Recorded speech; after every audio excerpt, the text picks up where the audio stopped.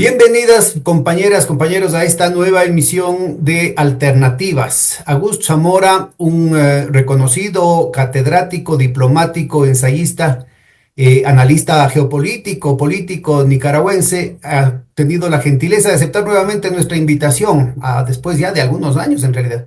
Y vamos a conversar de este turbulento mundo, a ver qué nos depara para América Latina. Muchas gracias, Augusto, por aceptar la invitación.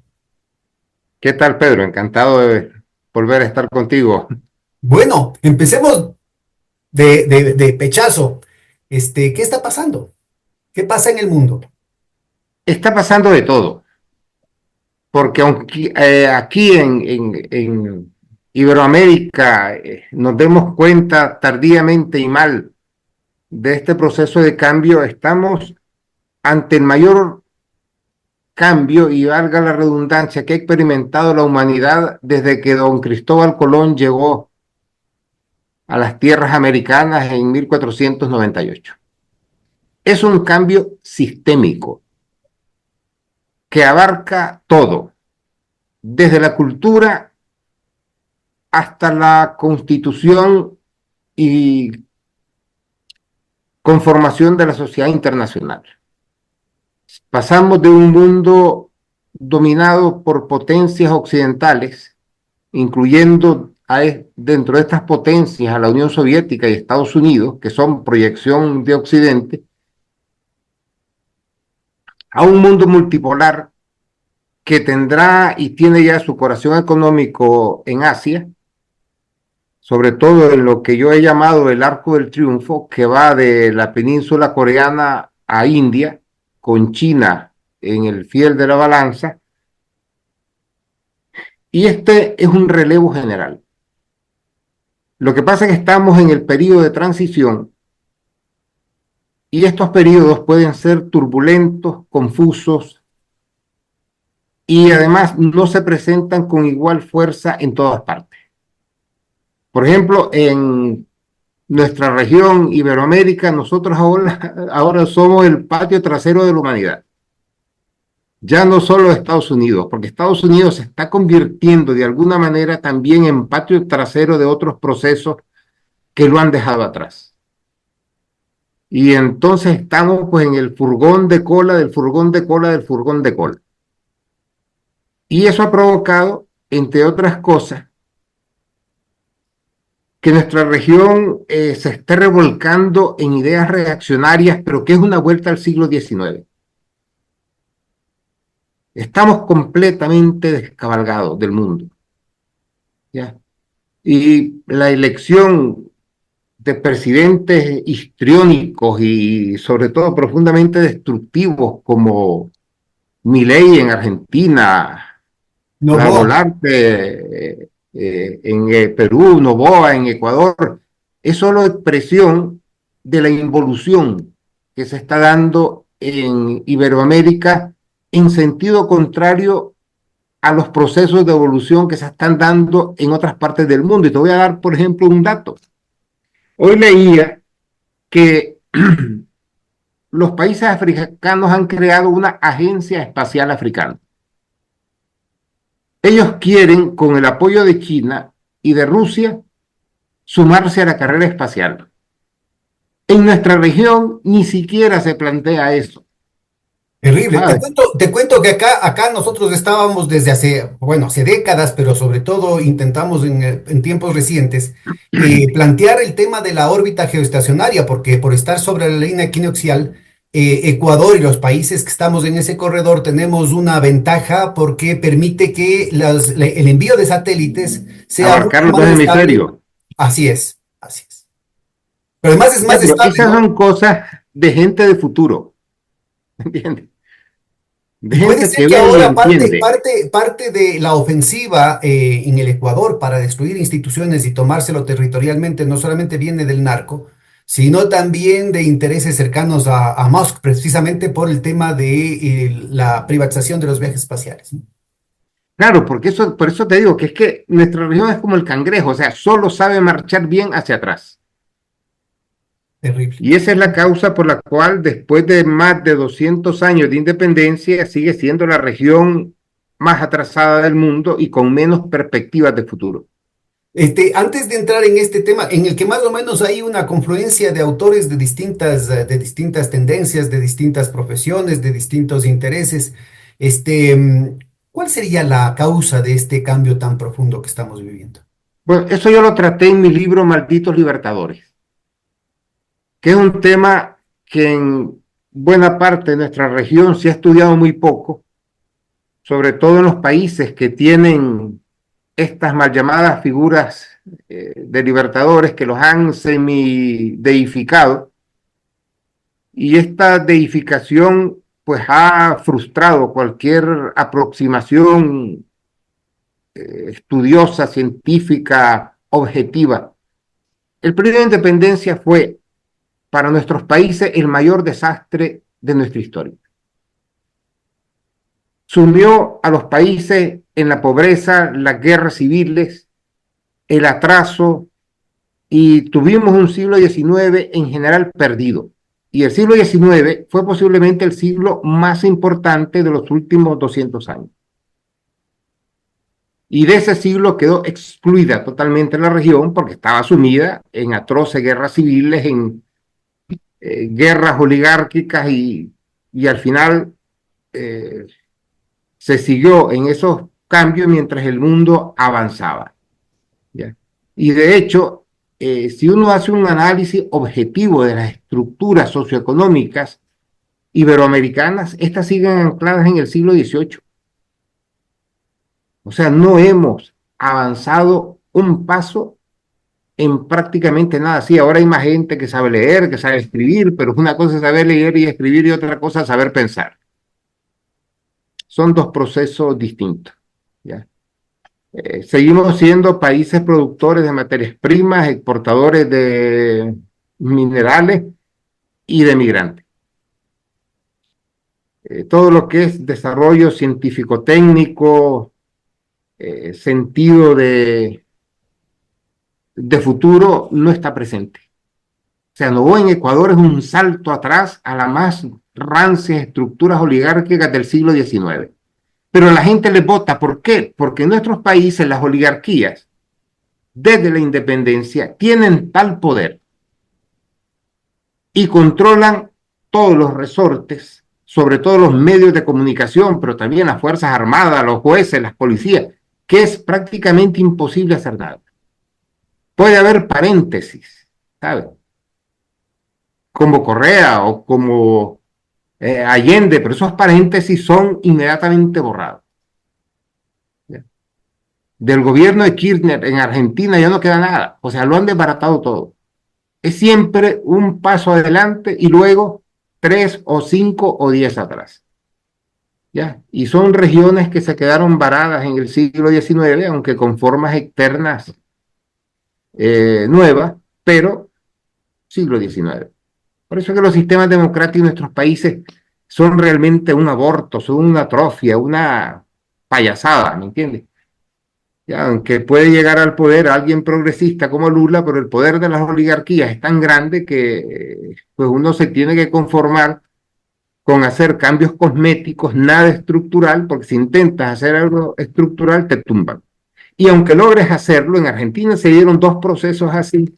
Los golpes que siguieron a estos procesos desbarataron todo lo que se había adelantado. O sea, son unas oligarquías absoluta, profunda y totalmente reaccionarias, ajenas desde su origen a cualquier cambio y a cualquier planteamiento que permita a nuestros países subirnos al tren del desarrollo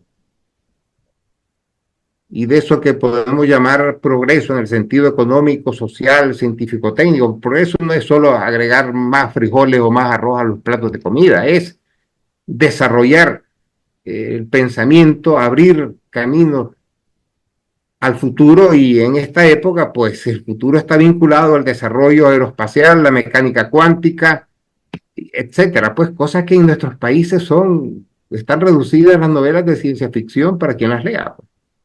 Son todas ajenas. Oye, y no hay como negar en todo caso que hay una transformación también de la matriz productiva. Hay las formaciones sociales latinoamericanas actuales predomina el capitalismo, cosa que no era el motor fundamental de las economías hace 1 o 2 siglos, ¿no?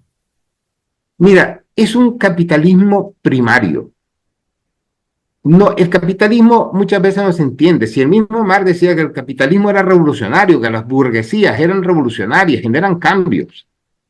¿Sabes? Los grandes cambios que se dieron en Europa, en Estados Unidos, en el siglo XIX lo promovieron las nacientes burguesías que necesitaban de la ciencia, de la técnica, para que aquel modelo capitalista se convirtiera en más productivo, más efectivo, más amplio y generara más riqueza. Eso en América Latina nunca ha existido. Lo que pasa es que nosotros manejamos categorías sin entrar a profundizar qué significan estas categorías. Por ejemplo, llamamos a nuestras oligarquías y grupos similares burguesía. No, no hay burguesía. La burguesía nació vinculada a la industrialización. Fue producto del cambio revolucionario que generó en las estructuras económicos sociales la industrialización, que fue una obra fundamentalmente de la naciente burguesía. Y se llamaba burguesía porque vivían en burgos, en ciudades, que era donde establecían sus residencias, pero también sus fábricas y sus medios de producción, que hicieron de Europa pues la región más industrializada del mundo, y Estados Unidos, siguiendo sus pasos, pues lo mismo. Pero eso no se ha dado en nuestros países. O sea, si Bueno, no ha pensadores habido como Marx revolución te dirían burguesa, no que hay burguesía.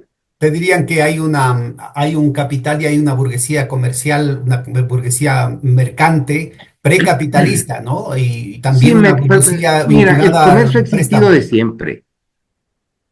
O sea, las primeras formas de manifestación económica entre sociedades era el comercio.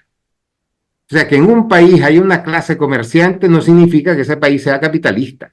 O sea, comerciaban los egipcios hace 3000 años y los asirios, ya, y los pueblos chinos, etcétera.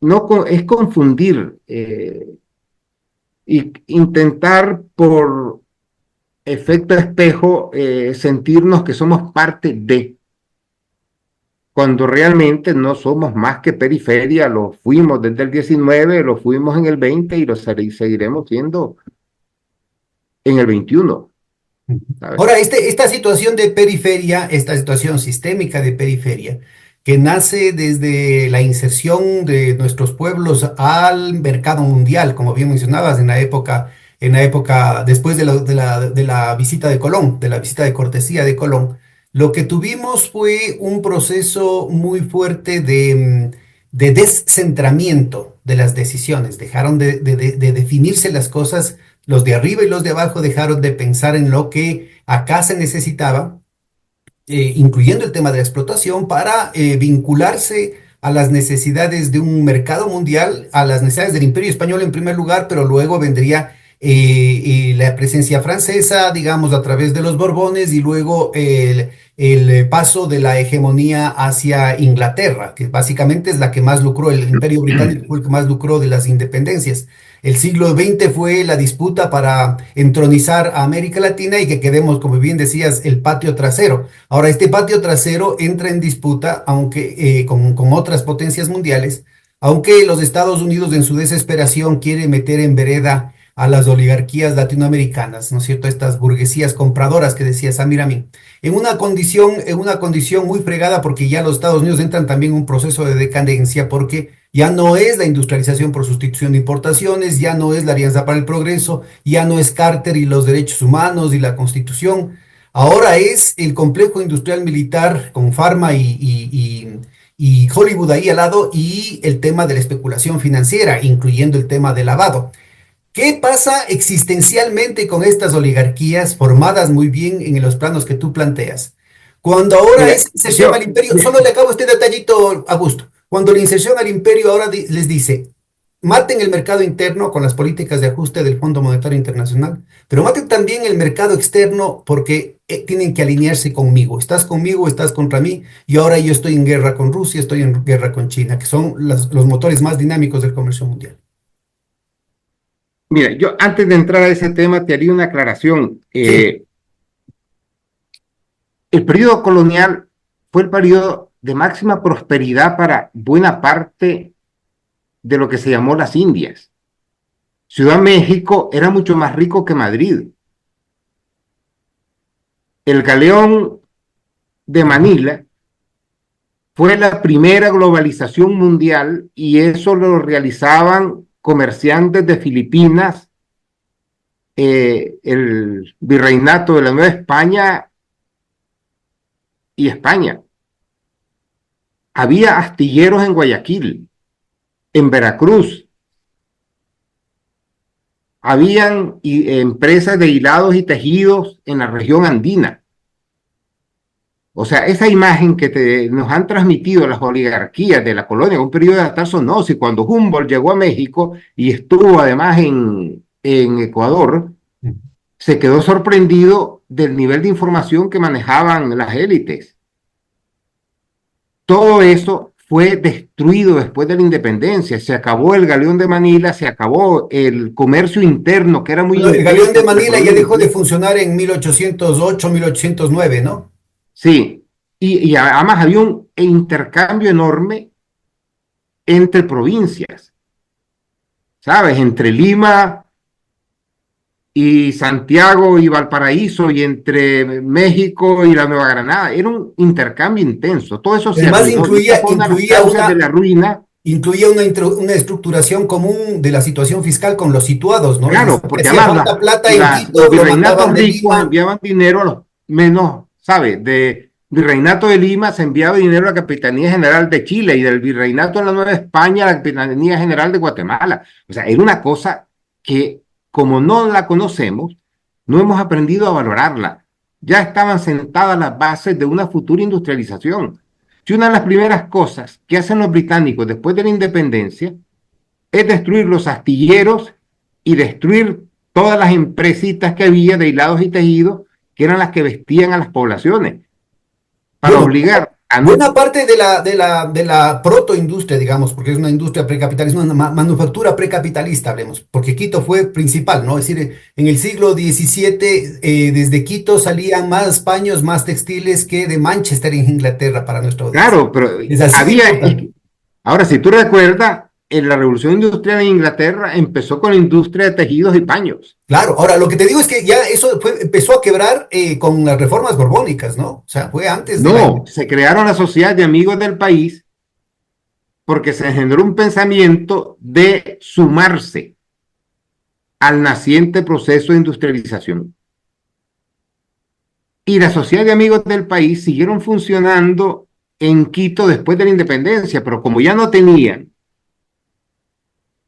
ya no estaban integradas en aquel mundo hispánico, pues no prosperaron y desaparecieron. Bueno, pero mira, aquí la industria, los obrajes, ¿no? Que porque era mano de obra servil, Marqués de Chillo Gijón y toda esa cuestión, ellos quebraron en los años, en los 1800 por las reformas borbónicas y son los primeros en plantear la independencia precisamente en este proyecto industrialista que es derrotado por ya, la presencia británica y la hegemonía de los sectores Claro, del porque aquí sistema ya comercial. entramos en un proceso en el que los británicos empiezan a socavar las bases del llamado Imperio Español, que era un imperio en un sentido muy lato, ¿sabes?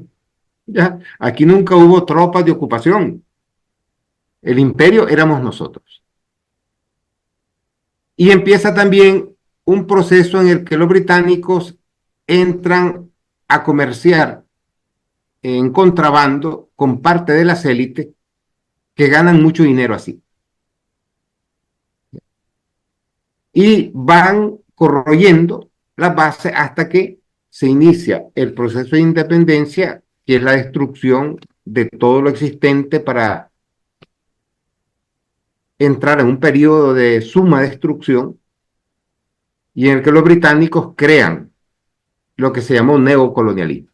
Bueno, mira, allí viene una larga discusión, además muy llena de vísceras, entre las leyendas negras y las rosas en torno al tema, tema español. Yo coincido contigo de que hay que hacer una revisión muy rigurosa de los procesos reales que se dieron durante la época de nuestra vinculación a España. Pero lo que no puede negarse es el hecho de que la inserción de toda América al sistema mundo se dio en condiciones de dependencia y de periferia. O sea, la periferización de América Latina empieza con nuestra inserción a España y de manera mucho más brutal con los Borbones, ¿no? Es decir, a partir de principios del siglo No, es XIX. que mira,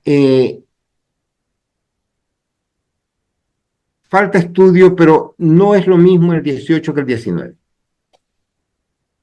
Después de las guerras napoleónicas y con el ascenso en algunas partes de Europa, sobre todo en Francia, Países Bajos, Prusia, Inglaterra, de los procesos de industrialización y las primeras revoluciones científico-técnicas, la suma de descubrimientos, etcétera, se da una reconformación de la economía mundial. Por el siglo XIX es el siglo de la creación de los grandes imperios coloniales en sentido moderno. Porque una de las cosas que debemos nosotros, por disciplina mental, entender es que aunque empleemos el mismo término para decir imperio romano, imperio chino, no son lo mismo. Claro, claro. Es ¿Ya? fundamental. Y un error que se cometió aquí a partir de la Revolución Cubana fue hacer un genérico. Es decir, los imperialismos son todos iguales, es una cuestión antihistórica, antimaterialista, absurda, ¿ya?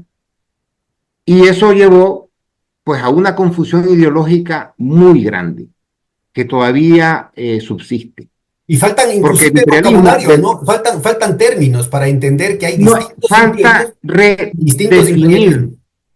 y entender que no es lo mismo el imperio asirio que el romano, que el egipcio, que cada imperio tiene su propia entidad, ¿sabes? El imperio romano, la idea de bárbaros civilizados o de atropello de civilizaciones, y pues eso no existía. Si había un enemigo que pactaba con Roma, pues lo convertías en aliado y él seguía gobernando en su área, simplemente en alianza con Roma, ¿ya? Gustavo Bueno, filósofo Acá español, pues en el habla de 212 una primera pista que podría ser distinguir entre los imperios depredadores de los imperios generadores. Al menos esa es una claro, es primera que distinción. el Pero imperio todavía romano, hay otros elementos, ¿no? Un filósofo ecuatoriano, Bolívar Echeverría, te plantea distintas formas de acceder al fetiche capitalista y te plantea que hay una forma realista que sería la visión holandesa, angloamericana, es interpretación mía, sionista, ¿no es cierto? Otra sería la forma clásica, que sería esta situación de la tragedia en el sentido de lo que serían los países del norte de Europa, una forma distinta de entender la cuestión, es decir, la modernidad es parte de la vida y tenemos que asumirla así. Otra sería la parte romántica, ¿no es cierto?, tanto en su versión de izquierda como en su versión de derecha. Y finalmente tendríamos el barroco, que es una presencia importantísima, sobre todo de la primera conexión con España, ¿no? Porque tampoco es lo mismo la España, el imperio español del siglo XVIII que el imperio inglés del siglo XVIII, ¿no? Ni el imperio francés del siglo XVIII. No sería del siglo XIX. no, porque vamos a ver, el imperio español es lo más parecido que yo he encontrado en la historia del imperio romano. Claro, así es. O sea, España incorpora territorios que después los convierte en provincias y los hace parte de su ser, de su Bueno, propia ya con los entidad, no Borbones algo ya separado. explícitamente se habla y se trata a sus periferias como colonias, ¿no? No es solamente provincia. Como provincias, pero En la provincias, época de los Habsburgo es cierto, pero ya en la época de los Borbones es claramente eso. Y inclusive con Carlos III, que muchos lo reivindican, inclusive con la Sociedad de Amigos del País, claro, y claramente es se la habla de las idea que colonias. hay de crear una única entidad con igualdad de derechos, representación en las Cortes de Cádiz y todo lo demás. O sea, es un proceso muy amplio, que es tan parecido al romano que a mí me recordaba el periodo de Caracalla, decir, bueno, vamos a hacer romanos a todos los habitantes del imperio porque así los fortalecemos, ¿ya? Y se hicieron romanos todos, ¿ya? Ahora, el imperialismo del siglo XIX es por excelencia el imperialismo depredador. Y ahí sí incluye a los españoles, porque los pocos países que se quedaron dentro de la corona española sufrieron los peores recrudecimientos de la exacción, de la explotación, de la dominación No, porque el racial imperio español y de los esclavos, ¿no? desaparece Cuba. antes de. No, no, Cuba. Después de la Ah, independencia bueno, del no, resto de pero América. Cuba no, es otro caso, porque en Cuba hay una migración española que prácticamente más de la mitad de los habitantes de Cuba son españoles o descendientes de españoles, como en Sí, pero Puerto hay un Rico. recrudecimiento de la esclavitud después de la independencia del resto de Sí, América porque Latina. vino el boom de la caña de azúcar y eso se dio también en el sur de Estados Unidos y tampoco nos engañemos. O sea, los mayores importadores de esclavos fueron los estados del sur de Estados Unidos y Brasil, que eran donde estaban las enormes plantaciones de caña, que eran el equivalente a lo que es el petróleo hoy. ¿Ya? Pero ya, digamos, esto, digamos, es como un último resabio del 19, del 18, perdón. Pero ya el imperialismo que se empieza a dar a finales del 18, sobre todo en la mano británica y holandesa, y que se expande a lo largo del 19 hasta alcanzar su culminación en la Conferencia de Berlín de 1885, es eminentemente depredador. Para nuestra audiencia, esta conferencia Fascista, de Berlín, Augusto, perdón, una cuestión simple, tratemos de hacer una serie de referencias para aclarar los temas. La conferencia de Berlín, 1984-85, hace referencia al esfuerzo del ascenso de la nueva Alemania para tener también parte del botín y se reparten sobre todo África, ¿no? Entonces son las grandes potencias decidiendo sobre todo el continente africano. Imagínense lo que, esto era parte fundamental de la segunda revolución industrial, además. claro que Alemania llega tarde. El imperio alemán se proclama en 1871 cuando ya las grandes potencias europeas se han repartido el mundo. Entonces Alemania reclama también su cuota de colonias. Y las potencias europeas, sobre todo Francia y Gran Bretaña, entienden que es mejor satisfacer a Alemania que no ir a una guerra con Alemania por unas tierras que tal vez no valían ni un tercio de los cañones que emplearían. ¿Ya? Y deciden ir a Berlín y le dan, bueno, agarra esto, esto, esto y esto, y los demás nos quedamos con esto. ¿Sabes? Pero fue en términos ideológicos, políticos, la proclamación y el triunfo del imperialismo depredador que era racista, supremacista y de donde derivan muchísimos de los males que tenemos hoy. Es decir, los primeros estudios sobre la superioridad de la raza blanca y sobre todo los anglosajones, etcétera, se dieron en el siglo XIX. Y eso se extendió en Estados Unidos, que llegó a formar, fue la base del Ku Klux Klan, ¿ya? Y que hoy en buena parte de países de Europa eh, está en el sustrato de los movimientos racistas, anti-inmigración y etcétera, que se han convertido pues en batallas políticas de primer orden en Europa y en Estados Unidos. Bueno, ubícanos un poco la diferencia entre el sistema de castas de la América española, digamos, y esta forma de racismo que surge sobre todo en el siglo XIX y en la mentalidad, en el etos, en el sentido de Echeverría, en el etos realista, anglosajón y protestante, sobre todo calvinista, ¿no?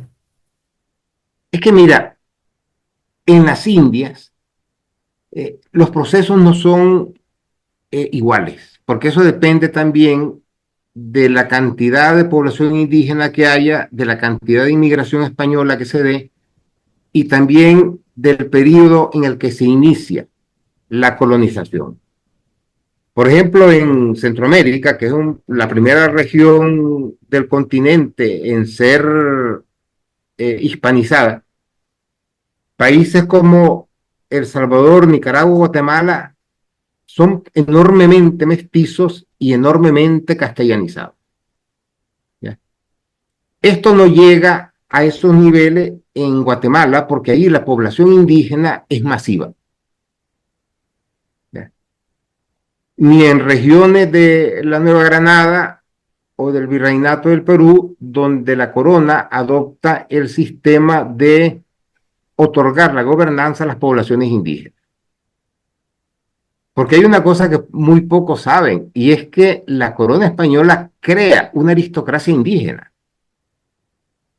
Bueno, Y mucho, la premia, ¿no? la Aquellos premia, señores. sí, hay duques, hay príncipes, hay marqueses, y estos forman parte de la oligarquía.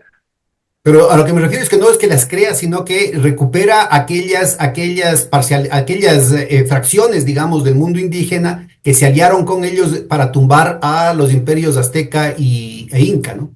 Claro, pero también en el proceso, pues ten en cuenta, son 300 años, en el proceso también muchos pueblos se van incorporando y muchos jefes indígenas pues aspiran también a formar parte de aquello, ¿ya?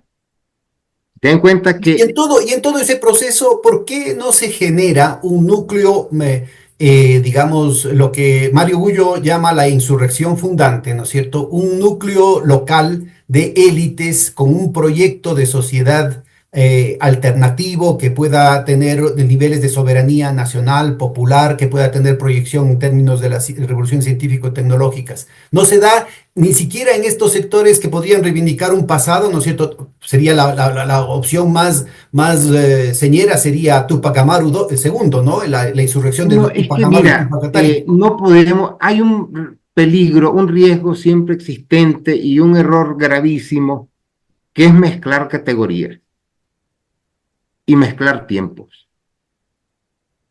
Hay un laudo del juez Max Huber, cuando yo lo estudié en mi carrera, que para mí me ha servido mucho para entender las cosas. Y él decía que un hecho debe juzgarse según la ley existente en el momento del hecho, ni con leyes anteriores ni con leyes posteriores, sino con la que era vigente y aplicable en el momento preciso. Si queremos entender, por ejemplo, el siglo XVI, debemos situarnos en la mentalidad, los valores, la dinámica del siglo XVI, y así igual en el XVII, así igual en el XVIII, igual en el XIX. Pero ahora te quieren agarrar categorías del 20 o del 21 para juzgar hechos que se sucedieron hace 200, 300 o 400 años. Un disparate.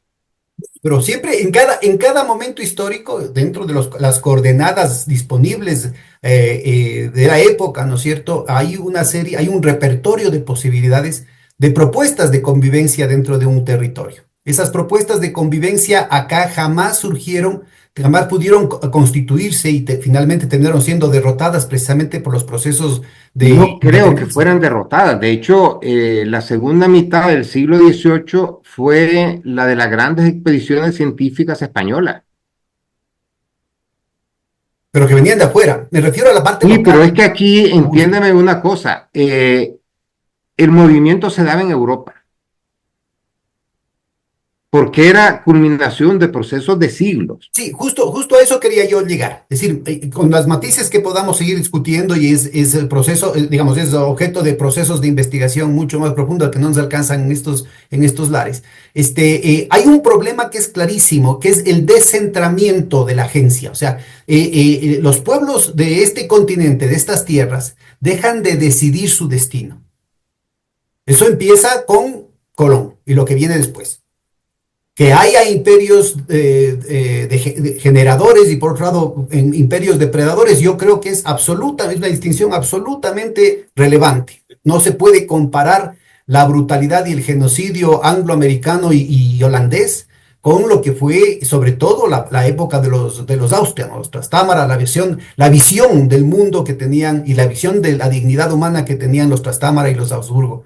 Yo no coincido mucho en el tema de los Borbones. Los Borbones ya empiezan un proceso de decadencia que más bien acerca de manera como copia mala al tema anglosajón. Pero el punto fundamental aquí es tenemos ya 500 años de descentramiento de nuestras decisiones, de cómo decidimos el futuro. Yo creo que es fundamental para entender lo que está pasando en esta crisis, ¿no es cierto?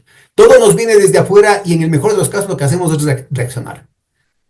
No, mira, es que hay un parteaguas traumático con la independencia. ¿Ya? Los países, sin excepción, se hunden en guerra civil. Entran en un periodo de caos, mientras en Europa se van forjando las grandes revoluciones, los estados nacionales, los imperios, etcétera, y es cuando Estados Unidos empieza a convertirse en lo que será. Pues Estados Unidos está en paz. En Europa el capitalismo está dejando grandes masas de población en la miseria, y desde Europa hay un vasto movimiento migratorio que se dirige masivamente a Estados Unidos, en menor medida a Australia, pero que a Iberoamérica no viene porque nadie se va a meter a unos países que se están matando entre ellos. Bueno, en la segunda mitad del siglo XIX sí, pues a Argentina y Brasil sobre todo, ¿no? Sí, pero a finales. Pero ya se ha perdido el pulso. A finales del 19 Estados Unidos ya es una potencia agrícola e industrial. Pero ¿por qué tiene que venir la cosa desde allá y no puede surgir desde aquí, ¿no es cierto? Bueno, Con porque estas estos son élites que vienen de procesos que este se origen dan real a lo largo de la historia, prehispano. ¿Perdón? que esos procesos se repiten a lo largo de la historia. Siempre hay un punto que genera. ¿Me entiendes? ¿Por qué en Grecia y no en el resto del Mediterráneo? Porque en Grecia se juntaron una serie de factores y ahí se generó una civilización que creó otra, que es la nuestra. ¿Ya? En China no era en todo China, fue un movimiento del emperador Qin que generó pum. Estas son procesos que se dan. ¿Ya? No hay floración espontánea como el desierto de Atacama si llueve. ¿Me entiendes? Eso no existe. ¿Ya? Hay regiones que por una serie de cuestiones geográficas, niveles de riqueza, un príncipe ilustrado que decide rodearse de científicos, pues como en el medievo hacían los Medici o hacían, ¿me entiendes? ¿Por qué no toda Italia y aquí era Venecia, Florencia y no sé qué? Porque no hay floración espontánea. Eso se crea. No, pero siquiera como proyecto, digo, incluso en Es términos que de no la había, propia porque digamos que el periodo colonial fue un periodo de paz. Salvo los ataques ingleses o algunos brotes que podían surgir, era esencialmente de paz. Y recuerda que tampoco nos situemos tan abajo que en ese siglo XVIII también la inmensa mayoría de la población europea era analfabeta. Los procesos de cambio se dan en unos focos muy concretos que no abarcan más de 5 o 10.000 kilómetros cuadrados, juntando varios países. Si tú agarras, por ejemplo, la trayectoria viajera de Marx, él se mueve en un entorno de 2.000 kilómetros que son las áreas industrializadas de Europa. Marx no sale de ahí. bueno, de viejito Marx, cuando fue a Argelia, ¿no? bueno, ya, pero su vida sustancialmente fue ahí, en ese entorno. ¿Ya? Prusia, Bélgica, la Francia industrializada, Londres, la zona industrializada, y esa fue la visión del mundo que él nos heredó. Él no llegó a viajar a Rusia, ni a Europa Central, ni fue al sur de Europa, ni al norte de Europa. Su visión era, y quedó impresionado por el desarrollo industrial que se daba en una zona concreta de Europa, que era una minoría de territorio en relación al resto de la península. Pero tendemos a imaginarnos que es que toda Europa se industrializó. No, los procesos fueron expandiéndose y generándose. ¿Y qué pasa? Que cuando eso se empieza a dar en Europa, que es a partir de 1830, después de las guerras napoleónicas, ya Iberoamérica está fuera de combate.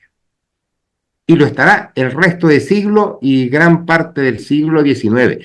Y la inserción, cuando se intenta en focos muy aislados, es muy pequeña y la desventaja es tan grande que se hace casi imposible. Nosotros ahora, por ejemplo, estamos en un nivel de desventaja tan grande que solo un milagro marciano, que viniera aquí una población extraterrestre y nos hiciera todo científico de la noche a la mañana, pero no tenemos nosotros capacidad de nada. Bueno, cómo marca este acumulado histórico que estás mencionando la constitución de las oligarquías de América Latina y en comparación otras latitudes que han sufrido desgracias parecidas, si no peores, como son las africanas y las asiáticas, que ahora tienen un resurgir, pero impresionante, que están tomando la posta, digamos, de estos polos de generación a los que hacías referencia, de generación global a los que hacías referencia antes? Es que mira, en Asia nos movemos con civilizaciones muy antiguas. O sea, la China tiene 5.000 años, la coreana anda por los 3.000, la japonesa. Nuestros países son muy nuevos y en Asia, pues hay un proceso de influencia mutua. O sea, cuando el Partido Comunista llega al poder en China, decide sacar a China de la postración y lanza una serie de políticas que terminan sacando a China, y la primera es resolver el problema alimentario. Hay una revolución alimentaria en China descomunal que no ha sido muy bien estudiada, y lo otro que hacen es educar a todo el mundo, pero con el propósito deliberado de que China recupere su condición de gran país. ¿Ya? Eso se está dando, fíjate, ahora en Rusia. Disipado ya el sueño de una integración en una Europa que no quiere a Rusia, los rusos están haciendo sobre el modelo soviético inversiones multimillonarias en sectores archiestratégicos, aeronáutico, aeroespacial, automotriz, inteligencia artificial, etcétera, etcétera, que si esto sigue así y va muy bien, en Rusia va muy bien, yo calculo que en 10 años Rusia será posiblemente la tercera potencia industrial en este mundo. Pero es una decisión que se toma desde arriba.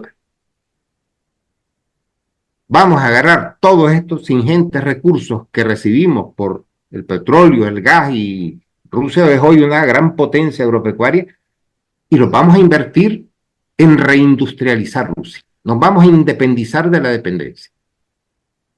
¿Ya? Empezaron a fomentar su propia industria aeronáutica, ya están los aviones. Y aquí al 2030 el mundo va a experimentar la competencia de los aviones de pasajeros rusos y chinos. Y también la industrialización en el sector automotriz, que está siendo espectacular. ¿Ya? Y están dando becas por decenas y decenas de miles para sacar ingenieros, científicos, químicos, farmacéuticos, etcétera. Investigación nuclear, ¿no? Tanto pacífica Todo, como... todo, todo. Es decir, es una cosa asombrosa. Eso es lo que debe hacer un país. Y eso en nuestros países, mira, pasarán más de 1000 años, muchos más, y no lo veremos. Porque nuestras oligarquías viven en el siglo XIX y con suerte a principios del siglo XIX. Se quedaron ahí. A ellas lo que les interesa es estar en el poder. Ser terratenientes, exportar bienes primarios, ¿ya? Y sus países les importan un carajo. Les importa absolutamente un carajo. Bueno, y ahí viene justamente el tema. No hablemos desde la perspectiva del socialismo, de la fraternidad, de la humanidad, que deberían ser elementos centrales de cualquier consideración, sino desde la propia perspectiva de las oligarquías latinoamericanas. Esta estructuración histórica a la que has hecho un recorrido que creo que plantea una serie de elementos muy provocadores, define una situación de, insisto, de extroversión, ¿no? Es decir, son gente absolutamente desnacionalizada, pero que entra en un proceso de degradación, si cabe, es decir, esas oligarquías degradadas se degradan aún más en los últimos tiempos, precisamente porque han perdido cualquier posibilidad de decidir respecto a qué es lo que van a hacer con sus haciendas, con sus heredades. Ahorita, como mencionaba hace un momentito, están obligados a matar el mercado interno con las políticas de ajuste y están obligados también a matar el mercado externo. Los principales socios comerciales casi de todos los países de América Latina son China, Rusia y los países que ahorita entran en contradicción con la hegemonía en declive de los Estados Unidos, ¿no?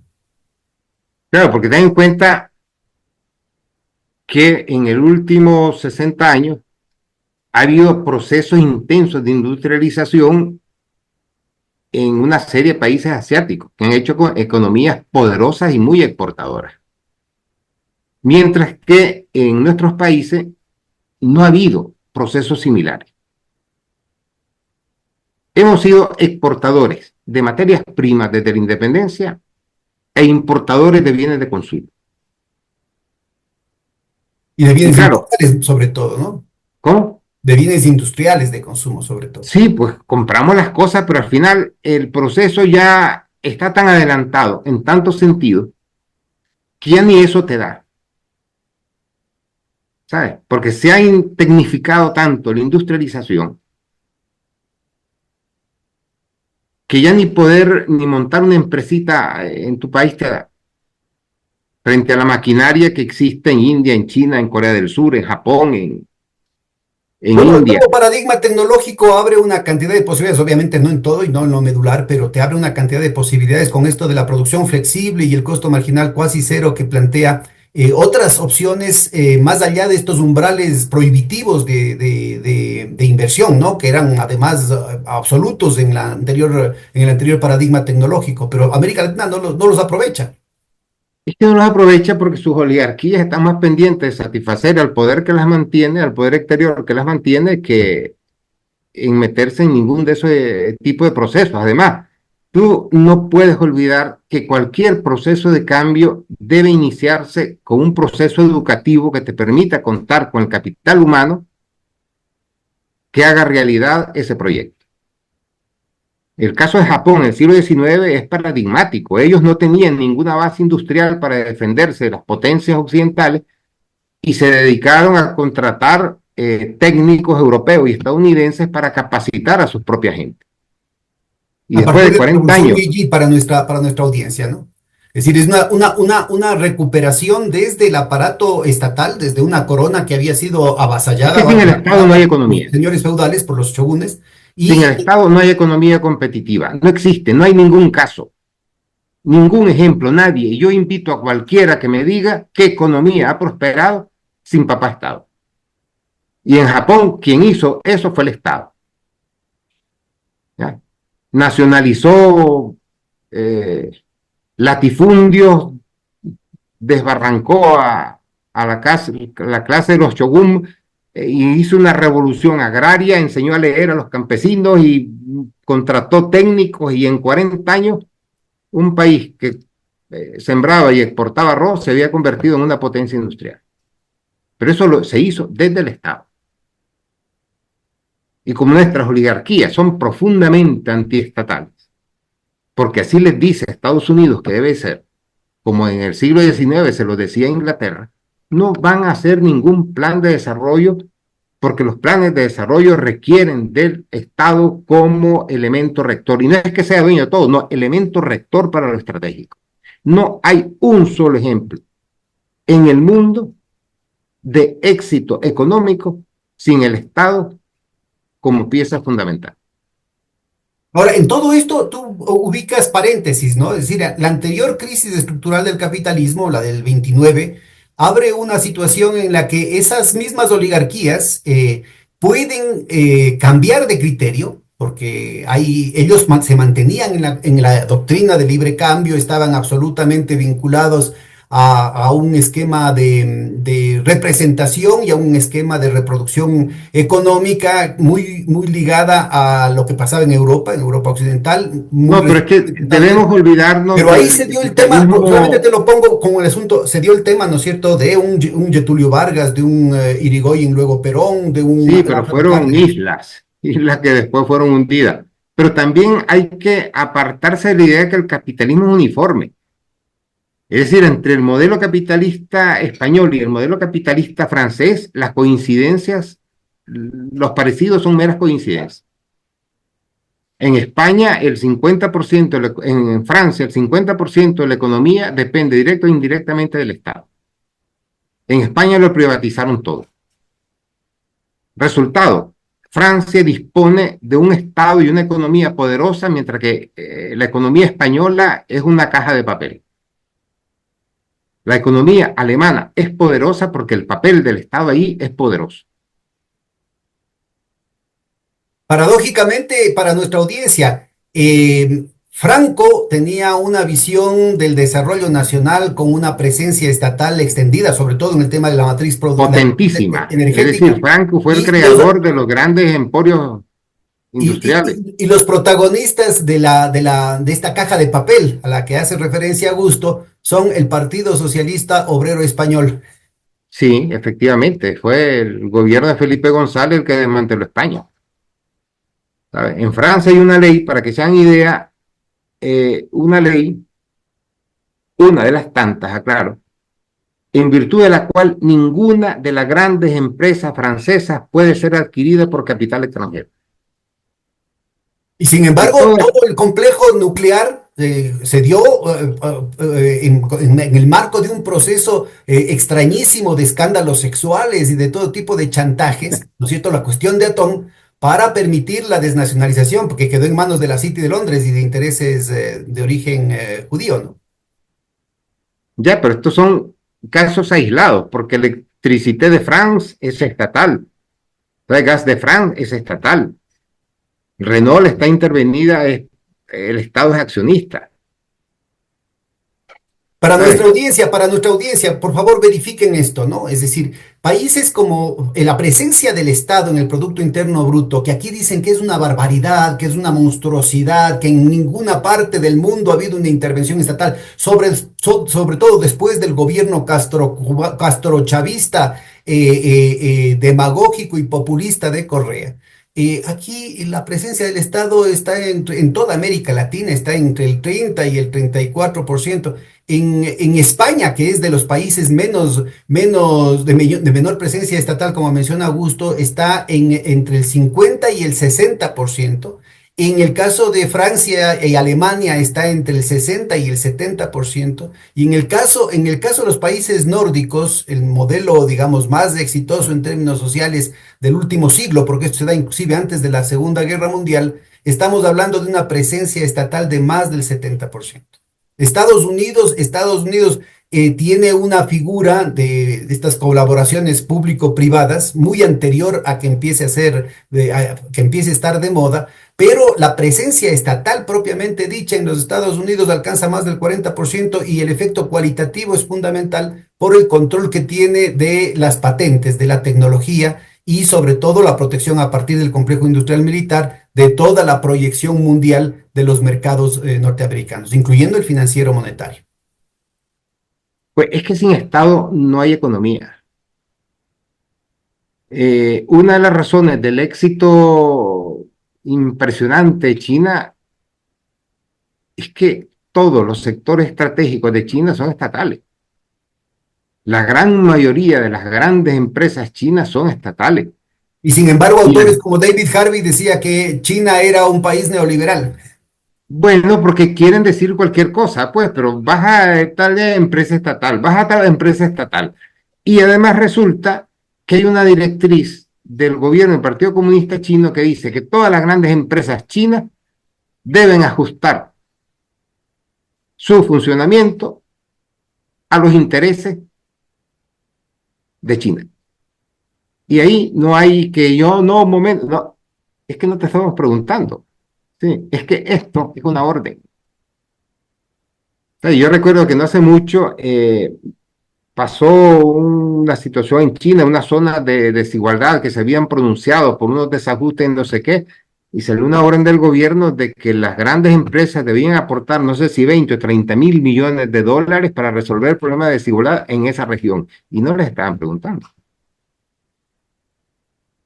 O sea, Para nuestra audiencia, la idea de la intervención estatal operativamente se da a través de la planificación y de las relaciones de comando y control a las que hace referencia Augusto, en lo que tiene que ver con el ejercicio. Por ejemplo, en el caso del Ecuador se decía, la planificación es obligatoria para el sector público, eso está desde la Constitución de 1978, incluyendo en la Constitución neoliberal de 1998 y nuevamente se retoma con fuerza en la Constitución de Montecristi. Pero plantea obligatorio para el sector público e indicativo para el sector privado. Lastimosamente, con toda la arremetida neoliberal, ahora es absolutamente irrelevante para el sector privado y es a duras penas indicativo, en el mejor de los casos, para el propio sector público. Hablemos no de la cuestión comunista, hablemos de Francia, la programación francesa, con esta presencia fundamental del Estado, sobre todo en la época golista. Es decir, de Gaulle no era un personaje comunista, sino todo lo contrario, era la derecha nacionalista francesa. Planteaba de manera muy pivotal en todo el desarrollo, en toda la constitución del poderío económico y de la proyección internacional de la economía francesa, el tema de las empresas estratégicas estatales que está mencionando. En el caso de Alemania pasa lo mismo, en el caso de buena parte de la Inglaterra de la posguerra, hasta que vino Margaret Thatcher, esto era fundamental. En los Estados Unidos, a partir de Roosevelt, tiene también elementos importantísimos de planificación, aunque en un proceso oligárquico en el que hay una relación directa con estos campeones de la industria, en las que quienes hacen la planificación son las grandes transnacionales. Así es que no nos engañen, ¿no? Que no nos engañen. En el mundo occidental también hay una presencia del Estado, pero el punto está, ¿quién sirve a quién? Si es que es el Estado el que sirve a la oligarquía, a las grandes transnacionales, a las grandes empresas, o son las grandes empresas que se subordinan al interés de la nación de largo plazo. es que mira, yo cuando te hablo del Estado no te estoy hablando de ideologías. Esto se descubrió en la Europa imperialista capitalista del siglo XIX, en el que la naciente burguesía se daba cuenta que para una serie de cuestiones necesitaba apoyarse en las instituciones del Estado. Y entonces se dio una relación simbiótica que se mantiene hasta el presente. Si yo avanzo y el Estado va conmigo, o el Estado me abre el camino y yo entro después. En Inglaterra decían que la Marina abría el camino a los comerciantes. ¿Ya? Bueno, y primero los piratas, ¿no? No nos acordemos, no Y nos los olvidemos. piratas, ya, pero eso ya más folclórico y no tiene el peso de estas políticas ya en las que el Estado asume un papel beligerante. No, hago referencia a que los piratas eran directamente controlados por el Estado, directamente enviados Sí, por la eran, bueno, corona. eran algunos de ellos, pues lo más importante por lo menos. Y esto se acentúa en el siglo XIX. Las guerras mundiales llevan a una fusión prácticamente de las economías públicas y privadas. No puede funcionar por separado. Y esto se dará en enorme medida en Estados Unidos. O sea, la fusión público-privada en Estados Unidos durante la Segunda Guerra Mundial fue asombrosa. Asombrosa. O sea, muchas de las grandes marcas que hoy nos suenan, lo fueron porque firmaron contratos con el Estado en el que el Estado decía, ustedes van a hacer esto, esto, esto y esto y esto, y yo les pago para garantizar el abastecimiento de las tropas, esto y lo otro, y después quedaron los grandes consorcios, ¿ya? Pero ya consolidados con el dinero del Estado. Y en Europa es un fenómeno común que cuando una gran empresa entra en crisis, esté papá Estado para sacarla de esa crisis. Ya, en España, cuando el 2008 el sistema bancario quebró, el Estado le entregó 68 mil millones de euros para rescatar, que debieron pagar y nunca pagaron. Y en Alemania es una cuestión que es de leer las reuniones entre el sindicato de empresarios, digamos, ¿ya? Y el Estado y el No, gobierno. y en los ¿Ya? Estados Unidos, ¿no? Que dicen todo lo contrario. Ellos multiplicaron por 9, o sea, 900% de ¿Me puedes dar creación un de 30 moneda segundos para que los grandes bancos. tengo que resolver algo? Claro, aquí anda nomás. Adelante. Entonces, hay que ir a estos modelos como el de Alemania o el sueco, ir ver cómo funcionan las economías europeas, porque esto es una razón de su éxito. No es que la empresa privada vaya por su lado y el Estado vaya por el otro, no. Se organizan para ir juntos. El Estado traza unas determinadas líneas en las que le dice, yo necesito que ustedes inviertan en estos sectores, yo incluso les financio una parte, les financio todo, pero ustedes me lo hacen, ¿ya? Y la empresa privada va al gobierno y dice, mire, yo necesito que me financien tal sector en la cuestión automotriz, en la cuestión tal, porque yo tengo fondos, pero no me va. Y ese es el éxito de sus economías, ¿ya?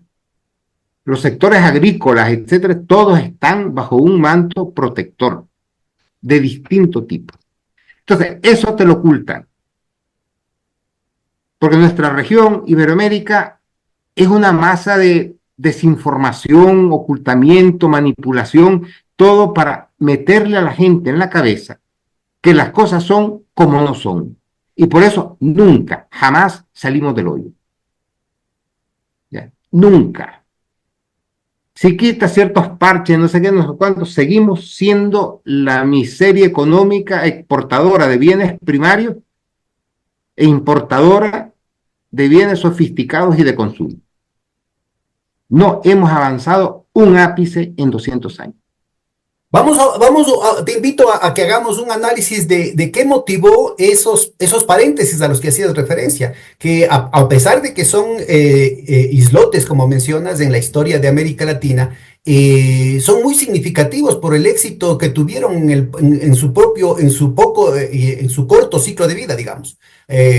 Cárdenas en México, pero que luego se proyectó de alguna manera hasta con los presidentes de derecha del PRI durante algunas décadas. Getulio Vargas, que de alguna manera hasta las dictaduras militares terminaron motivando esta relación público-privada en torno a una construcción nacional. El caso distinto de Argentina, primero con Irigoyen, luego con Perón. Y lo que han sido las nuevas olas, sobre todo esta ola que inicia el presidente Chávez y que acaba con el golpe de Estado en contra de Dilma Rousseff, la pérdida de las elecciones por parte del peronismo en Argentina en el 2016, la traición de Moreno en Ecuador, etcétera, etcétera. ¿Cómo caracterizarías tú, para extraer algunas lecciones históricas, cómo caracterizarías tú el proceso de generación de estos procesos, de estos islotes, con una visión nacional, y qué es lo que hace que sean derrotados? Es que mira, en Europa, en Estados Unidos, hay una alianza entre la clase dominante y el Estado para sacar adelante los proyectos. Y no hay enemigos exteriores que se opongan, porque son y piensan en sus intereses y en los intereses del país, ¿sabes? Es el ejemplo aquel famoso del presidente de General Motors por los años 50, que fue convocado al Congreso, cuando General Motors era un monstruo en Estados Unidos y prácticamente todo lo que se movía a dos ruedas salía de su fábrica. ¿Ya? Y hubo temor de que aquel poder económico, industrial, pues afectara a Estados Unidos. Entonces lo convocaron y un congresista le preguntó al presidente si los intereses de General Motors no podrían perjudicar los intereses de Estados Unidos. Y este hombre le respondió con una frase en su época célebre y le dijo, esa es una cuestión que no nos planteamos, porque lo que es bueno para General Motors es bueno para Estados Unidos y viceversa. Y se acabó la discusión. Nuestras oligarquías jamás se hacen ese planteamiento. Y esto viene del siglo XIX, y fue el modelo mental que impuso el imperialismo británico, que pasó a ser dominante totalmente y que se expresa en el libro de Domingo Faustino Sarmiento, Civilización o Barbarie, ¿ya? Porque hay un trasfondo en todo esto racista, etcétera, pero que viene de la mano de la hegemonía británica en el siglo XIX y del casamiento de las élites iberoamericanas con el imperialismo británico. ¿Ya? Y eso es otra de las cosas que yo trato en Malditos Libertadores. Y esto lleva a que sea Gran Bretaña la que decide lo que debe producir cada país. O sea, Chile debe producir el cobre y en su caso el guano, Argentina nos debe abastecer de carne, Brasil nos debe producir maderas y estas cosas, y así van repartiendo, digamos, la distribución internacional de la producción de nuestros países. Y nos hemos quedado en eso. Porque cuando los británicos se retiran después de la Primera Guerra Mundial y su papel lo ocupa Estados Unidos, lo que se hace es que cambian las oligarquías, el bombín por el sombrero tejano, pero el idioma siguen hablando inglés y siguen aplicando el modelo británico, en el sentido que Estados Unidos les dice, bueno, a mí me interesa que hagan esto, esto y esto. ¿Ya? Bueno, Y pero esto es ¿qué lo que cambia? deben ¿Qué hacer. cambia? ¿Cuál es la diferencia cualitativa entre lo que fue esta asignación de funciones de una división internacional del trabajo imperial británica frente a lo que fue la cuestión española? ¿En qué año? Claro, porque estamos ubicando, tú dices, es después de la independencia lo que es el imperio británico el que define qué es lo que tiene que producirse en cada uno de nuestros países. Pero igual pasó con la época de la colonia. No, no, no, con España no, en la colonia no. Ten en cuenta que España fomentaba procesos industriales. Y te voy a dar un ejemplo concreto. Una de las cosas que hace Gran Bretaña después de la independencia es prohibir la existencia de flotas mercantes nacionales. De hecho, hay un tratado que obliga a firmar a Brasil y a Argentina, por el cual estos países se comprometen solo a comerciar en barcos británicos, y que en caso de que existieran barcos argentinos, solo un tercio de la tripulación podía ser argentina o brasileña, el resto tenía que ser británica. De manera que todo lo que salía y entraba a nuestra región venía en barcos británicos. España, en cambio, tenía astilleros en La Habana, en Acapulco, en Guayaquil, ¿ya? Y En había Veracruz, planes. en Veracruz, creo que Acapulco no tenía, bueno, Acapulco era el puerto hacia Es Manila, que no me Manila, acuerdo, ¿no? porque yo ojalá pudiera hacer la Wikipedia y tener todos los datos en mi memoria, pero tenían 4 o 5 astilleros que eran los que producían las embarcaciones con las que se comerciaba y se navegaba en las Indias. A partir de la independencia, todo lo que hay aquí lleva bandera británica. Y esa es una de las causas profundas del subdesarrollo, porque los países no pueden ni siquiera decidir con quién comerciar. Eso lo deciden los empresarios, banqueros y los usureros británicos. Y eso se mantiene después de que los británicos se retiran, porque entonces todos los barcos que se movían por aquí eran estadounidenses.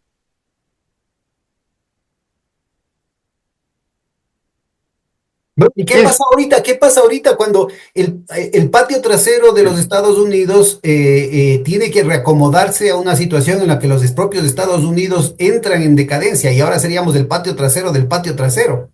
ya, pero es que la única salvación, mira, en un mundo en el que hay tal conglomerado de grandes países con tal cantidad de empresas, con unos volúmenes que superan el PIB de nuestros países, o de muchos de ellos, nosotros no tenemos más alternativa que unirnos. No hay otra. Solos nos ahogamos solidariamente todos. Porque los volúmenes de capital monetario y humano y técnico que se requiere para poder entrar a competir en condiciones mínimamente decentes son de tal magnitud que ningún país los tiene. Necesitaríamos crear una agencia espacial iberoamericana, ¿sabes? Necesitamos una ciudad tecnológica iberoamericana. Necesitamos que los estados financien a decenas de miles de jóvenes que se hagan matemáticos, ingenieros, físicos, químicos, etcétera, para poder competir. Estamos muertos. China saca cada año 500.000, no sé cuántos ingenieros y científicos. ¿Cómo vamos a competir con ellos? ¿Ya? Pero parece Entonces, ser que las cosas van por el otro lado, ¿no? es que van por el otro lado porque nuestras Este proyecto oligarquías que son se inició en la época de absolutamente la marea, miserables y nuestros pueblos están tan absolutamente manipulados, desinformados, engañados, que como decía el padre Ignacio Illacuría, rector de la UCA de El Salvador, al que asesinó la Guardia Salvadoreña, nuestros pueblos votan por sus verdugos. ¿Ya? O sea, Argentina vota por Milei y vota a su muerte. Ecuador vota a Noboa y vota a su muerte. Y después, desde Europa, Estados Unidos santifican las elecciones maravillosamente porque han ganado los enterradores, ¿sabes? Ya, los que van a permitir el saqueo, el expolio, los que van a seguir sacando préstamos leoninos y los que no van a hacer nada para que sus países puedan tener fundamentos económicos propios para iniciar un proceso de soberanía económica. Entonces están felices, pues gana Noboa, aplauso general, ¿sabes? Gana Milei, bravo.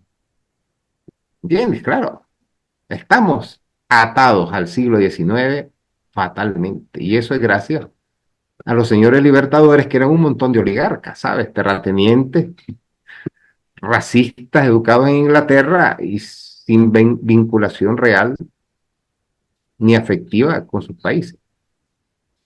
Nuestras entonces, oligarquías no quieren a sus países, les tienen miedo. pero se van a quedar sin hacienda, Augusto.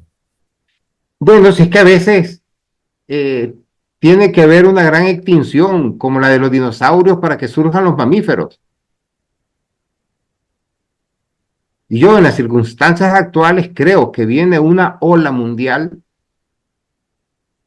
que llegará de Eurasia y barrerá a las oligarquías, porque su modelo va a colapsar y o los pueblos toman definitivamente su rumbo y su control, o nuestros países se quedan peor de lo que están. Estamos hablando de que el mundo está inmerso en un proceso de cambio tan brutal que es que a los que se queden fuera los van a dejar fuera. Hay quienes dicen que solamente cambiarían de amo, es decir, pasarse de esta No, vinculación hombre, no es económica con cierto. Estados Unidos Mira, hacia los China. gringos nos han estado jodiendo como los británicos todo lo que han podido. Se han opuesto a todo lo progresista y a todo lo bueno que hemos tenido. No solo se han opuesto, sino que lo han combatido, lo han destruido y hasta los han asesinado, porque los millones de desaparecidos, exiliados y muertos que tiene Estados Unidos en su menú respecto a nosotros, ya, los chinos no andan en esa, ni los rusos, ni los indios. Te aseguro que si Noboa de repente, por un acto de magia prodigioso, cambiara y le dijera a los chinos, yo quiero una planta de agroquímicos, porque Ecuador necesita esto y lo otro, los chinos se la ponen en 10 meses. Y en 2 años ya han formado al número de ecuatorianos suficientes para que manejen la planta. Lo están haciendo en África. ¿Por qué están encantados los africanos con los chinos y los rusos? ¿Qué hicieron los rusos en Mali? Les crearon una empresa nacional para que el oro de Mali se quede en Mali. Y están creando una empresa de uranio en Níger para que el uranio se lo queden los nigerinos. Es otro modelo. Pero eso no nos lo dicen, ni lo van a decir nunca, porque eso va contra su discurso oficial y contra sus intereses. ¿Ya? O sea, ahora Xi Jinping hizo una gira por Vietnam, Camboya, no para decir yo los expolio, no, sino para unos acuerdos enormemente beneficiosos. El comercio, mira que tienen problemas limítrofes en el mar de la China, Vietnam y China, y sin embargo su comercio ha aumentado 5 o 6 veces en los últimos 10 años. Y no es que los vietnamitas estén siendo obligados a atiborrarse de chinos, no. Este es el ganar y ganar. ¿Ya? Elemento totalmente ausente en la estrategia angloamericana, ¿no? Absolutamente ausente. Eso se trata de yo gano para que es suma cero. O sea, lo que yo gano, tú lo pierdes, ¿entiendes? Y tú no puedes ganar porque si tú ganas algo, lo pierdo yo. ¿Ya? Y Vietnam tiene, no sé, 20 años, 15 años creciendo a una media del 5 o 7%. Un proceso de ¿Qué industrialización significa, escandaloso. qué significa en este contexto, o más bien dicho, qué significa en el contexto de estas dinámicas, qué significa que son independientes y autónomas? ¿Qué significa Trump? Significa que los vietnamitas viven hoy y vivirán cada vez mejor, y los chinos también, ¿ya? Y los coreanos, y anda Xi Jinping en Camboya para ofrecer un tratado que ayude a mejorar las condiciones de Camboya con inversión y beneficios para China. Si tampoco nos entendamos que esto no es eh, Cáritas, pues, ¿ya? Pero si yo te construyo un ferrocarril, te construyo esto, te construyo lo otro, un gran aeropuerto para que fomente el turismo, Camboya gana y gana China, ¿ya? O sea, Etiopía pidió a China un aeropuerto moderno y se lo hicieron como en año y medio, es una salvajada. Pero es que ahora Etiopía recibe 3 o 4 o 5 veces más aviones de los que llegaban antes. Bueno, como diplomático, ¿cómo ves en los desafíos? Porque va a continuar este disciplinamiento del patio trasero por parte de Trump, parece que es una prioridad, ¿no? Incluyendo a su patio trasero, ahora incluiría a Canadá y a Groenlandia. En ese contexto, como diplomático, ¿cómo verías tú la posibilidad? O sea, ¿qué tendría que hacerse, ¿no es cierto? Más allá de un milagro, de que haya una epifanía o de tener una agenda absolutamente pesimista, debería hacerse, qué debería promoverse para que en esta situación en la que se ha roto esa esperanza que se dio en la anterior ola progresista en América Latina con Chávez, Evo, Lula y toda esa situación, declarar a América Latina continente de paz, integrar inclusive a la derecha? Acordémonos que no solamente era el ALBA, sino también UNASUR y también el CELAC. Y CELAC fue fundada en México con la presencia de un candidato derechista, con un presidente derechista como Felipe Calderón. Ahora, en cambio, no solamente que es todos contra todos, sino que inclusive en el campo progresista hay un proceso de deterioro y de conflictos, ¿no es cierto?, a veces innecesarios, en el que más bien se están creando las condiciones para que el nuevo arco del conflicto, comprador de armas del complejo industrial de la OTAN y sobre todo los Estados Unidos, parece ser que va a ser nuestro continente. Mira, nosotros en primer lugar debemos situarnos en el mundo en el que vivimos, que ahora no lo estamos. Somos como, no sé, un exoplaneta, ¿sabes? Y desde esa reubicación en el mundo real, necesitamos perentoriamente un cambio de discurso. Ya no tratado de su amistad y que somos lindos y que nos queremos mucho. Ya está bien, no para las piñatas, ¿sabes? Serios, tratados de unión económica, comercial, científico-técnica, acuerdos para destinar X porcentaje de los presupuestos a crear centros de investigación y estudio según qué, ¿entiendes? Porque si Chile produce cobre, que lo industrialice y en vez de vender material básico o mineral en crudo, venda productos elaborados, ¿ya? Que nos convirtamos en una fuente de creación de ciencia y técnica, porque esas son las pautas del mundo. Y esa debería ser una diplomacia, ¿sabes? Como, no sé, siguiendo los pasos mutatis mutandis de la Comunidad Económica Europea para crear una entidad que tenga, a la que se le tenga un mínimo respeto en el mundo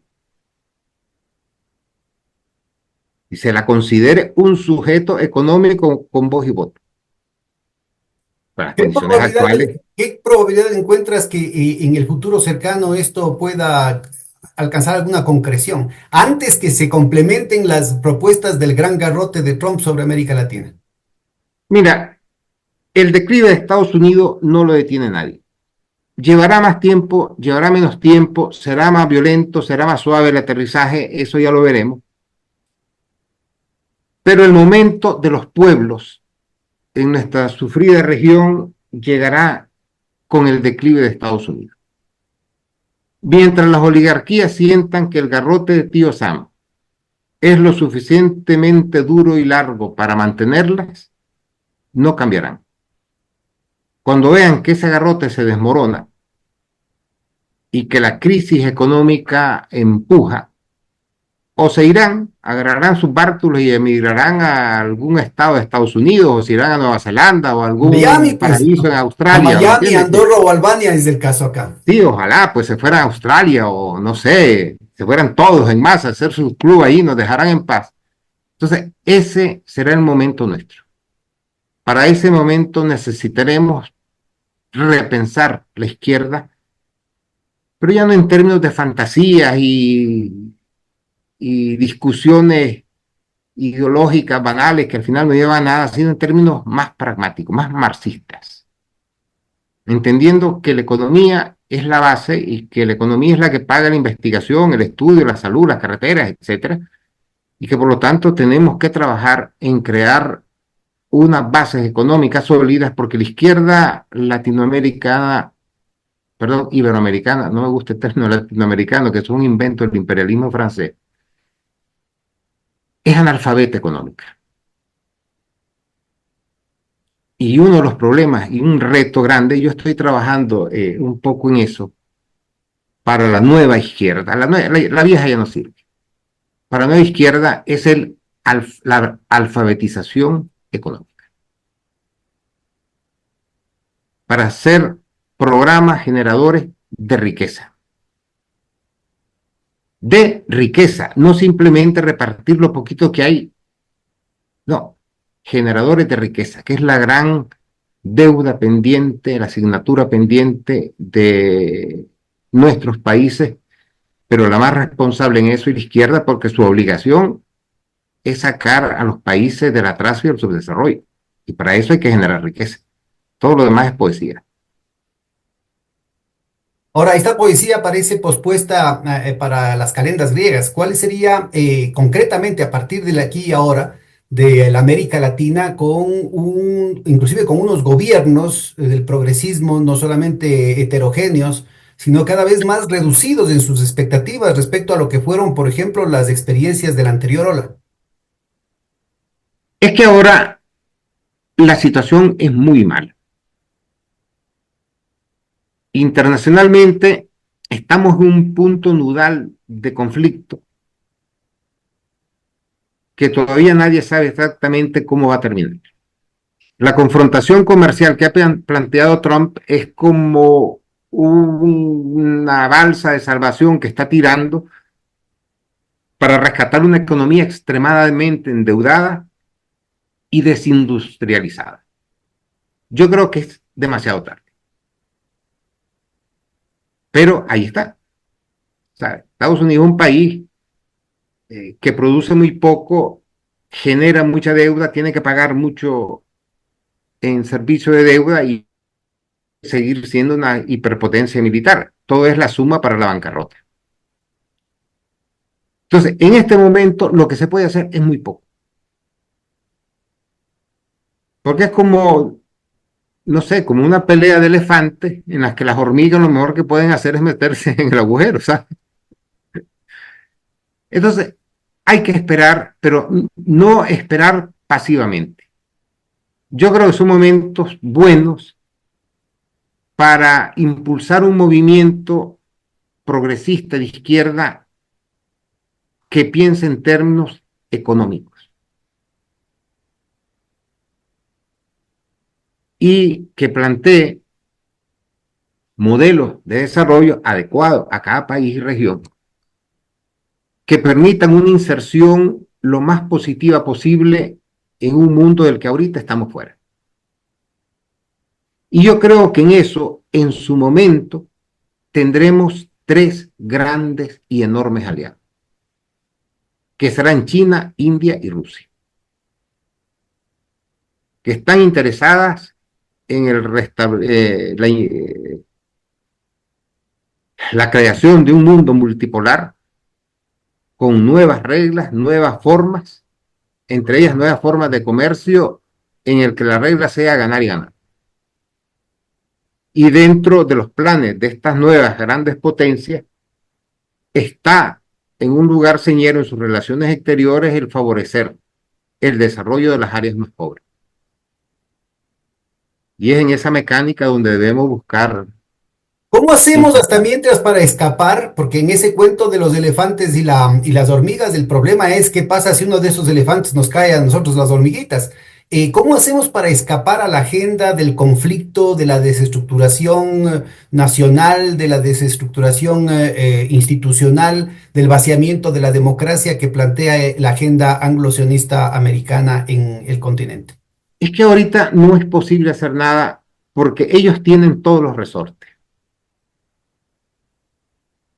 Y yo creo que es un momento de catacumbas, ¿ya? De acumular fuerzas, de pensar en lo que viene, porque lo que viene está a la vuelta de la esquina. Es que esto no es para dentro de 20 o 30 años, no, está a la vuelta de la esquina. Puede que en torno al 30, 35 este panorama sea otro. Y la izquierda no puede aparecer en ese momento con la cara destemplada, preguntándose, ¿y ahora qué hacemos? O sea, ya tiene que haber un principio al menos de propuesta. Y uno de los focos de ese nuevo pensamiento tiene que partir de que nuestro polo de atracción ya no será Estados Unidos, de atracción, destrucción, más bien, sino que en este mundo multipolar nuestras opciones serán múltiples, pero tenemos que tener planes para Bueno, insertarnos. en lo inmediato ya se ven los efectos de la política del garrote, ¿no? Es decir, ahí está lo del canal de Panamá, hay una presión con la pistola en la cabeza para que se entreguen las concesiones a esta empresa de Hong Kong, es decir, chino-británicas, a BlackRock directamente. Está el tema de las presiones en Perú, que probablemente utilicen a Chile, ¿no es cierto?, con algún tipo de manipulación geopolítica que puede derivar en algún conflicto hasta armado para neutralizar el puerto de Chancay. Está la presión que ha venido postergando la posibilidad de una alternativa al canal de Panamá por Nicaragua. Las presiones para que en México no se haga una infraestructura vinculada precisamente a esta articulación que no rompe con Estados Unidos, sino que se articula con la dinámica de las inversiones chinas, está siendo amenazada, ¿no es cierto?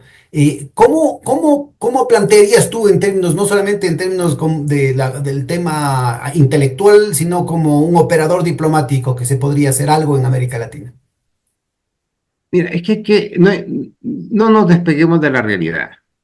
América Latina representa entre el 5 y el 6% de la economía mundial.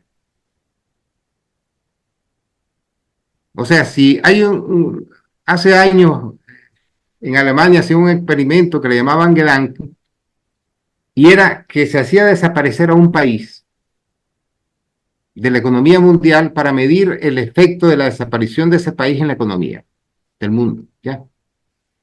Entonces le hacían Gedanken a Nicaragua, pues bueno, temblor en Costa Rica, Panamá, no sé qué, el resto del mundo ni se enteraba. En estos momentos le hacemos Gedanken en Iberoamérica y te aseguro que en 5 o 6 años ya nos habrán reemplazado en todo. Para que nos quitemos la idea de que tenemos alguna relevancia o que esos movimientos de Estados Unidos en Panamá, eso es como, no sé, yo lo veo desde la perspectiva del mundo de hoy y me da risa. O sea, Trump está funcionando como Woodrow Wilson hace un siglo, cuando esto importaba, pues. ¿Ya? Eso tiene un carajo de importancia, que los puertos de Panamá se los entregan, bueno, pues ya está, vamos a seguir comerciando igual. Porque el tránsito de los buques chinos por el canal no lo van a cerrar. ¿Ya? ¿Qué harán en Chile? Bueno, no importa, si tampoco eso representa para la economía china nada, ¿sabes? ¿Ya? Como quitarte así, un mosquito ahí, ¿sabes? Entonces, yo creo que una de las primeras lecturas en este proceso de replanteamiento de la izquierda, es darnos cuenta de a qué niveles de marginalidad nos han llevado las oligarquías, pues. O sea, nos han llevado el ninguneo más absoluto. O sea, ¿a quién importa qué cosa? ¿Sabes? Que Estados Unidos deja de vender soja a China, pues ¿sabes qué están haciendo en Rusia? Mira, aquí tenemos unas regiones con un clima perfecto para producir soja, pues mira a ver si el Estado invierte aquí con privados y nos convertimos en los proveedores de soja de China, pues. Y como somos vecinos, solo es poner los trenes, llenarlos y cruzar la frontera. ¿Ya? Ese es el mundo de hoy. En Estados Unidos, pues muchos no se enteran, en América, en Iberoamérica, prácticamente nadie, y nos ahogamos en un vaso de agua, pues, ¿qué tal cosa de Panamá? ¡Ah! Dios mío, digo yo, este vino aquí, Woodrow Wilson, William Taft, de hace un siglo, pues. Habría que mandarle a Trump un librito de historia para ver si se ha enterado que estamos en 2025 y no en 2015, pues. Bueno, y a nosotros nos toca, no nos queda otra que aprender mucho de la historia, una historia de Tenemos que frustraciones y tiempos leer felices. nuestra historia y poner las cosas en su sitio para entender que si no cambiamos muchas de las visiones que tenemos, estamos fritos, pero fuera de concurso, ¿eh? Si es que esto no es una época en que Iberoamérica producía tal cantidad de bienes que eran necesarios para Europa y Estados Unidos que sí importaba. Pero ahora con incorporación masiva en áreas agrícolas, mineras, industriales, etcétera, de África, de Asia, ya te digo, pues si hemos pasado a representar como el veintitantos por ciento de la economía mundial a un 5 o 6%, si nos va Veintitantos por bien, ciento ¿eh? hace un poco más de un siglo, ¿no? Ahora estamos en 3, 5% como mencionaste. Sí, ahora ya es una cosa que es simbólica, ¿me entiendes? Ya la gente se acuerda de nosotros por sentimentalismo, ¿me?